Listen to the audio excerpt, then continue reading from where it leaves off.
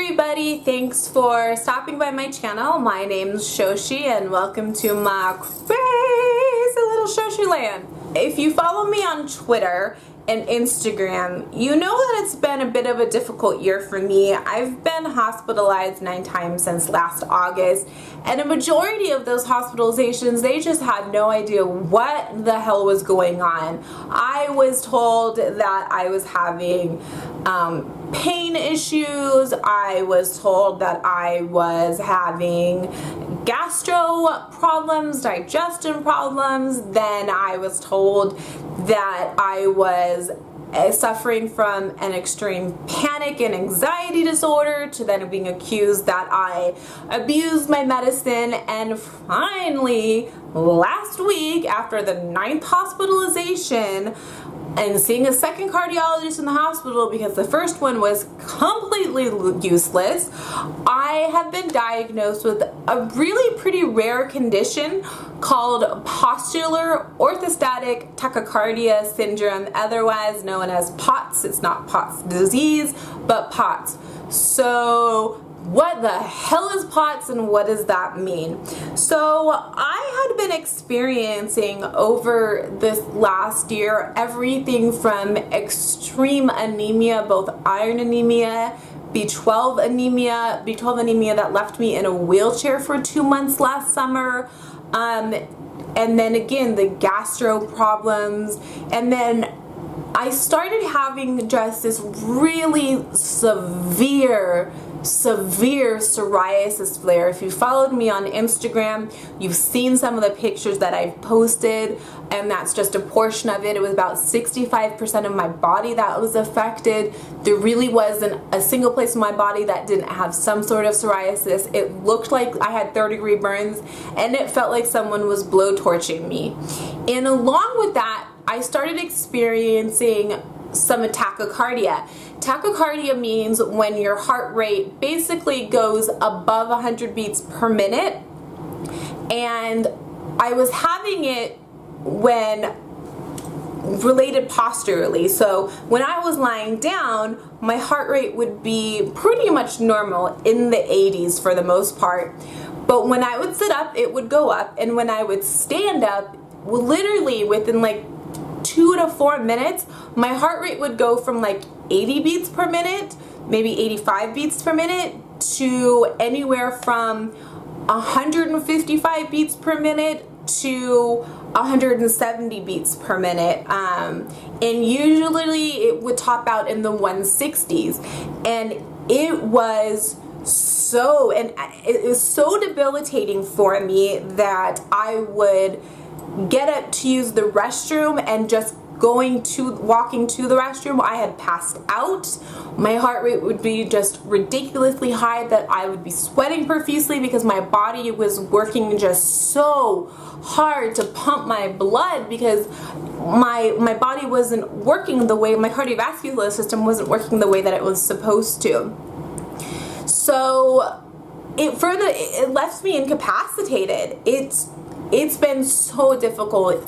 And it was originally thought that it was driven by the psoriasis, and that I was flipping into a form of psoriasis called erythrodermic psoriasis, which is usually affected the whole body, but also can cause tachycardia. Well, when they had brought my psoriasis under control with a medicine, well, almost under control, it's actually not completely under control, with a medicine called cyclosporin, I was still having the tachycardia, and it was just getting worse and worse and worse and worse. And last Sunday, my roommate had to call 911 because it was so bad. It felt like there was just a vice on my chest, and I was having pain down my right arm and numbness in my fingers. And then as the day progressed, the pain in my chest got worse, and it got tighter and tighter, and it wasn't the same pain that I was feeling when I'd stand up and I was having these extreme heart palpitations because of the tachycardia. It was really painful. And then I started getting just shooting pains down my left arm. And it was very scary for not only myself but my family, because we have a pretty extensive history of heart issues in our family, and a heart attack. My grandfather passed of a heart attack, my uncle passed of a heart attack, my biological grandmother passed of a heart attack, and on my mom's side, my great-grandfather passed of a heart attack. And here I am at 34 showing symptoms of a freaking heart attack, and I had never been diagnosed with any sort of heart condition except this new strange thing. Before I was told it was POTS, they were saying it was unspecified tachycardia, basically meaning you've got tachycardia but we have no idea what the hell is causing it. So when the ambulance came, they actually treated me in the ambulance as if it was a heart attack. They gave me 4 chewable Advil, and they gave me 3 under-the-tongue spritz of nitroglycerin. The 3 is the maximum that he can give you, which, by the way, if you're ever given nitroglycerin, FYI, it gives you a nasty-ass headache, which was not great because I had one already. So I was admitted to the hospital, and I was in the hospital for 4 days, and the cardiologist came in. He does his rounds like super late. It was like 11:30 at night, which most doctors don't do their rounds that late. And I'm telling him my history. I'm telling him what's going on. I'm telling him, like, I can't get up. I was on something called a telemonitoring floor, so they have all these stickers and crap on you so they can monitor your heart rate like in real time. And the nurse would come in and be like, you need to get your ass in bed because you're like seriously tachycardic, like you're freaking us out. And the hospitalist, basically the primary care doctor that sees you in the hospital, is like, well, maybe we need to do a stress test on you. And when the cardiologist came in and figured out with my age and my height and all of that stuff what my target stress test level would be, it was actually like 154, and I would stand up and my heart rate would be like 160. So I would stand up and you could see the results without stress testing me. Just by standing up, I was exceeding what their target was for the stress test. So fortunately, there was no need to do it because I couldn't, it would have to be done chemically, which actually can exacerbate this POTS condition. So what does that mean? I have this condition very, very severely, and in order for me to stand up, to just do little things like going to the restroom, or being able to get something to eat, or even eating would cause my heart rate to skyrocket. Like, that's just how intense my POTS syndrome is. I'm on something called a beta blocker, which controls the rate of the speed of your heart, and your blood pressure as well. And it basically slows it down. It's used in a lot of people who've had heart attack or AFib or other heart issues. And I am on a very high dose of it. I'm on a medicine called metoprolol, and I am on 25 milligrams 3 times a day. I have met other people who have had cardiac surgery and have AFib, and I am taking a higher dose than they are taking. In addition, I have to wear extremely tight compression stockings from at least my ankle to my calf to basically help aid the circulation. So when I stand up, your veins are supposed to tighten up, and mine don't do it. And all of these things are controlled by something called your autonomic system. And this is an involuntary system. This is not something that I can control. I can't go, well, today I feel like I want my heart rate to be 160. It's totally involuntary.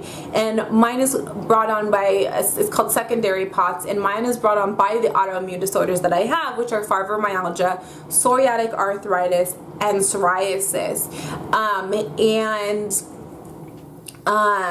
And so I have to wear these compression stockings because, in addition to it, part of the issue with POTS is a low blood volume. And so your body doesn't circulate the blood the way that you're supposed to. It doesn't get up into your brain when you're standing up. It can cause you to have memory issues or forget things. It's called brain fog. It freaking sucks. I've had it. Hate it. It's frustrating. So these compression socks aid in the circulation and help reduce my blood pooling in my lower extremities. My ankles and calves would actually start swelling because my blood was pooling so much. So the other thing that they suggest is increasing your water intake. So instead of the regular things like 8 ounces or whatever it is, water a day, I think it's 8 ounces. I might be wrong, don't quote me. I'm supposed to drink like 2 to 3 liters of water a day to help pump my blood volume. And then you always hear like, have a low sodium diet. Well, for me, it's the opposite. I actually need to increase my sodium in order to, again, help pump that blood volume, to help it keeping pumped through my body, into my brain, into my extremities. So POTS can be diagnosed, usually can be diagnosed as a teen, but it's usually diagnosed as well in women who are in their 30s. And again, it's primarily women that have this disorder. Men can, but women usually are the ones that this becomes an issue for. I'm 34. Apparently I'm like right on the target age for it, and I fit the like checklist for POTS to a T. Sorry, bruises. This is all from my last hospitalization. Part of the POTS, when they put in an IV, because my veins are so small and I don't have the blood volume and the circulatory going through them properly, they basically blow the vein and then the IV is no good. You can't get fluids, you can't push medicines, so they just have to keep changing them. And because of this POTS, I bruise ridiculously easy, as it looks like someone like kicked my arm's butt. I don't know my arm has butt, but you get the point. So they wound up having to put a PICC line in, which is essentially like an IV but for your main artery, and it goes up above your heart and down through your arm. And they had to just put a ridiculous amount of fluids into me. But again, because of this POTS, what was happening is I was getting the swelling in my arm like I would have when an IV would blow, and it was because of this POTS, wasn't enough tightness of my cells to keep it going. They wanted to do it at 200 milliliters an hour, which is ridiculously fast. The strongest I could handle was 100 milliliters, because what would happen is when the fluid would go through, it would basically stretch a little spot between my cells and allow the liquid to seep through, and then it would build up and swell, and it was really freaking painful. So they had to lower the rate that they got the fluid into me because it was creating that issue, which can lead to a lot of problems. If it was an antibiotic or something like that, it could be really dangerous because it's getting into your body and into your tissues versus staying in your veins, and it can lead to a lot of issues. So is there a cure for this condition? And the answer is no. I'm okay with that because there's no cure for my other conditions. There is something to be said about knowing what the hell is going on, especially something so scary when it comes to your heart. Luckily with this condition, the tachycardia is a symptom of the autonomic dysfunction. My heart is freaking healthy as a horse. It's just my autonomic system is basically just freaked the hell out, and this tachycardia becomes a symptom of it. There are definitely lifestyle changes that I have to make in addition to increasing my water and salt intake.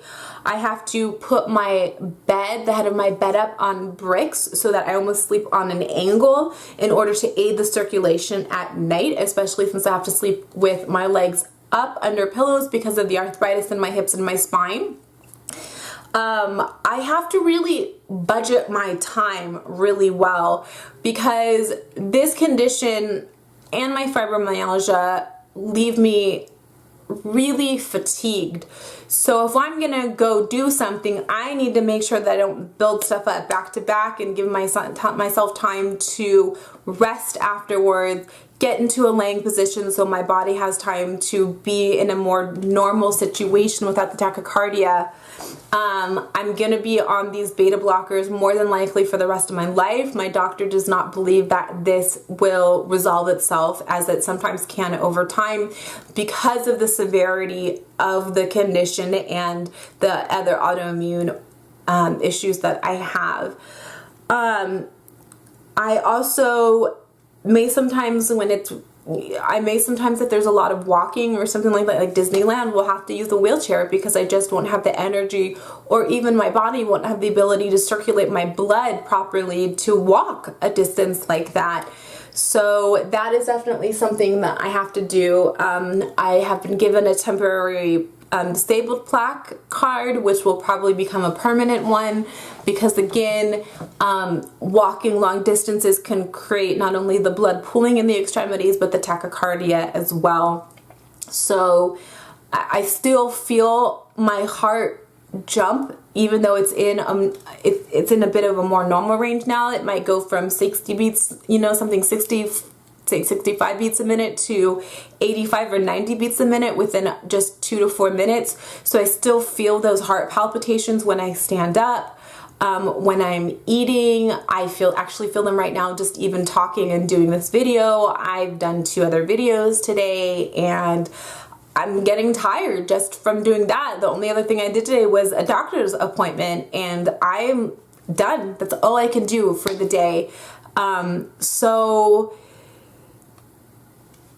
it's a hard disorder, and it's really hard because a lot of doctors don't know about it. And again, there's only about 500,000 to 1 million people in the United States, which is ridiculously nothing if you think about how many people are in the United States. So it's hard, and I have to do some education to my doctors to let them know what's going on. And but you make the best of your situation, and you work with what you have to the best of the best of your ability. I'm not going to be able to drive for probably a pretty long time because of it, and I'm not going to be able to work because of the severity of my POTS as well. So there's some really big changes that happen, and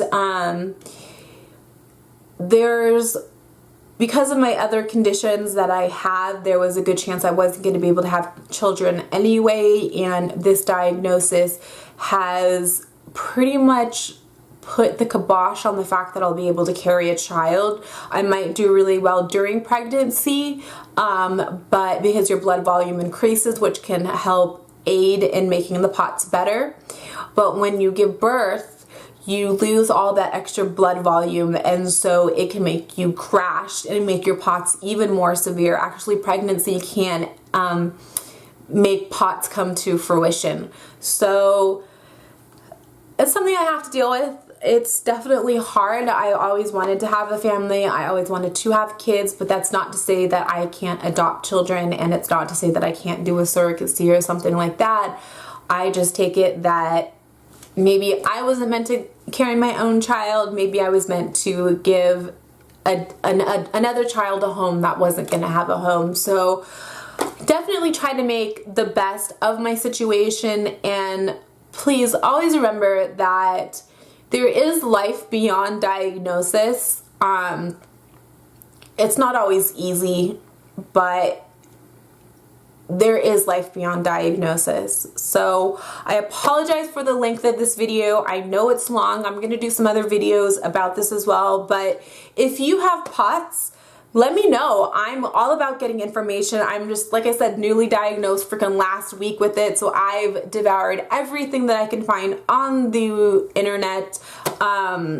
Talk to my friends that are doctors, talk to my friends that are med students. So if you know something about it, let me know. If you have some lifestyle changes that can increase your quality of life with POTS, especially extremely severe POTS, pass it on. I am open to any suggestion to give me any quality of life back. So, and please feel free to ask me questions. If you have questions about any of the conditions that I have, let me know. I'm open to talking about it. I really want to get the message across that just because you may not have the best health doesn't mean that life has to end. Life might need to be adapted, but life doesn't have to end. So I leave you with that message that there's life beyond diagnosis, and I thank you so much for watching this video, and stopping by my crazy little ShoshieLand, which is super freaking crazy right now. You can find me on Instagram at Shoshie_TV, as well as Twitter, which is ShoshieTV. I will leave all of that in the description bar below. Please tweet me, Instagram me, comment me on YouTube. If you have any questions, any comments, you have these conditions, I definitely would love to talk to you guys. So thank you so much for watching, and I appreciate the support that you guys have given me through all the different social media. It's been a huge help through these times. So thank you again, and I will see you in my next video.